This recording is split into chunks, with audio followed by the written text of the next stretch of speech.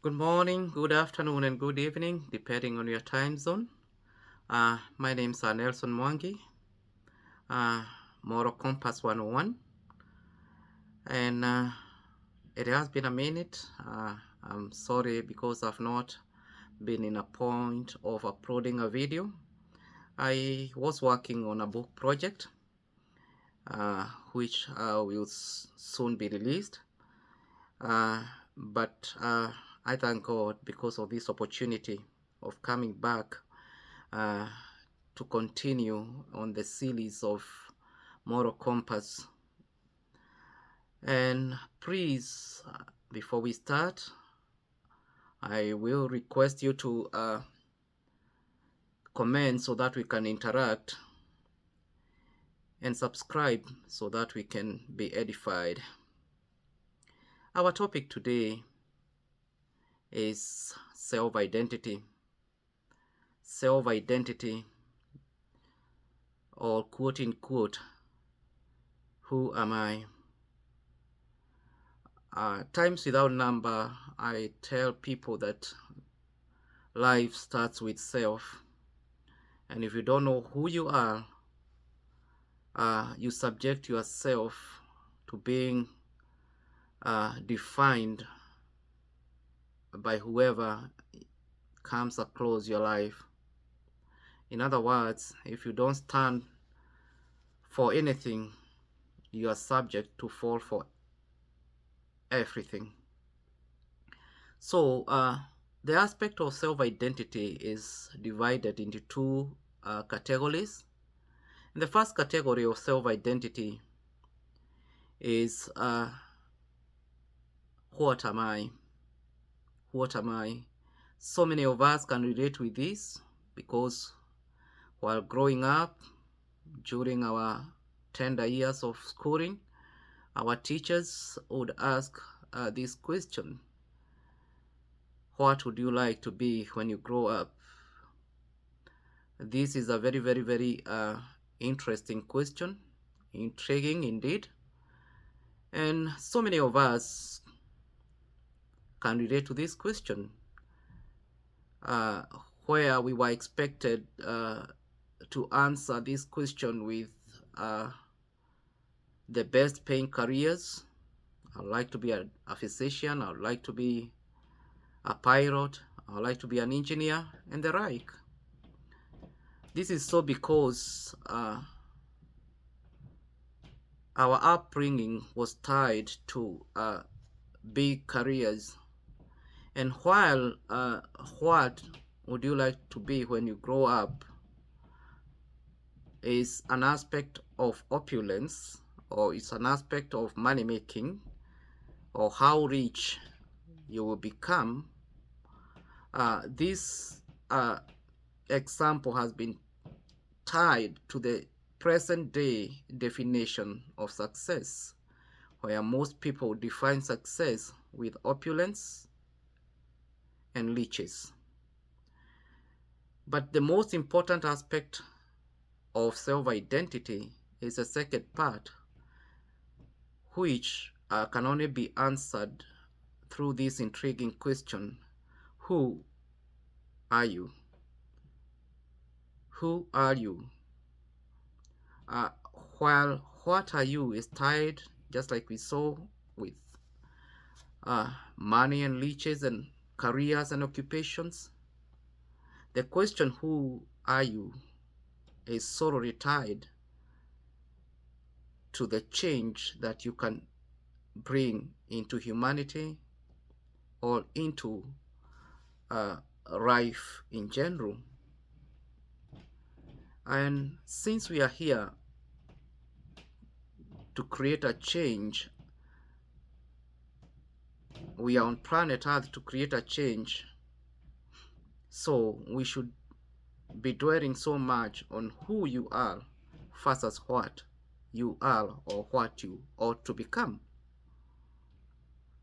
So unfortunately, uh, we were raised uh, with the mentality of what we would like to become in our future years, vis-a-vis with who we were never nurtured to realize our potential, to realize our purpose, and live a purpose-driven life. And that's why humanity is struggling, because what one becomes only answers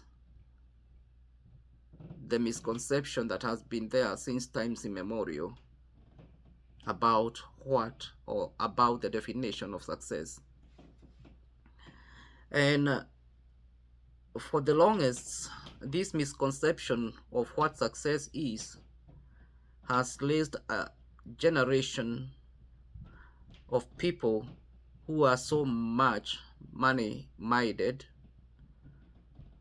possessions-minded, or materialistic generation, where your success in life is weighed or is scaled through what you own, but not the impact you create in the world. With the materialistic generation, we have the social media platforms fueling this aspect of misconception on matters success. While money is a good servant, it is a bad master. And that's why Apostle Paul, in his first epistle to Timothy, I believe in chapter number 6 and verses 10, he says that the love of money is the source of all evil. Yes, money is good. Everybody loves money. I do too.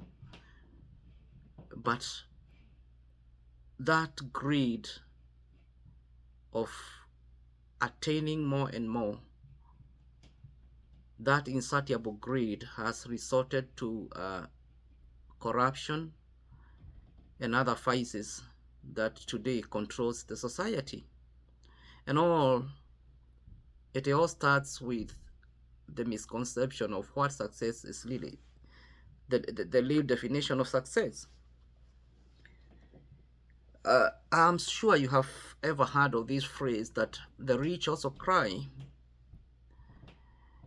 And there is, I don't know a single billionaire who does not wake up to look for more money, to make more money, because we cannot have enough of it. While it will give us happiness, it will never give us fulfillment. That's a truth that we cannot escape. That while money will give us happiness, it can never fulfill our lives. And that's why the rich cry. So, I don't want to dwell so much on what, because most of us have already established our careers. We were brought up to go to school and become professionals of certain careers or in certain careers, but we were never nurtured to realize our potential and find our purpose in life. And that's why I want to dwell so much on who rather than what. Just like I said, who is purpose driven, and who, that purpose driven life is what will create change in humanity. It will create change in the world. And the who, or the purpose, brings an everlasting fulfillment in our lives. So in that accord, while the social media platforms have continued to propagate the already misconstrued definition of success, I'm here to demystify what success really is. And in my own words, I define success as purpose fulfilled. But how can you fulfill something that you have not known, that you don't know, that you have not found? Because unlike what, which is nurtured through schooling and other forms of education, the who in you is a purpose that you have to realize yourself. It's something that you have to realize yourself. It's a potential that you have to realize yourself. I'm not lost of the reality that people might point you to a certain direction depending on how they see you do things and carry yourself on a day-to-day life. But a greater percentage of your potential is a self-responsibility idea that will generate that aspect of who you are in life. So, finding your purpose in life will solve 50% of the problems that you are going through. 50% of the problems that you are going through are hidden in the reality of finding your purpose. Just like they say that knowing a disease is half treating the disease. Knowing your purpose or finding your purpose is half or is 50% solution of knowing, of solving your life problems. Because when you know your purpose, you shall just gear your efforts in pursuit or to pursue that purpose. You shall not meander around.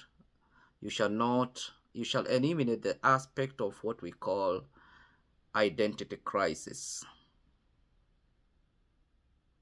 If you know you're headed to a certain direction, if you know you're headed to a certain direction in life, you will not meander.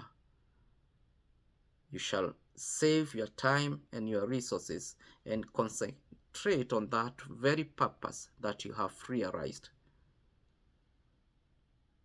So, the remaining 50% solution of your life is vested in now pursuing that purpose.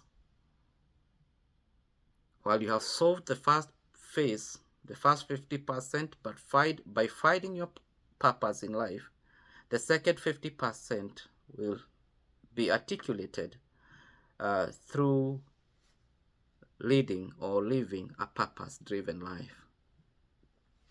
In closing, I'll say the occurrence of a purpose-driven life will instigate a fulfilled life and a never-ending joy.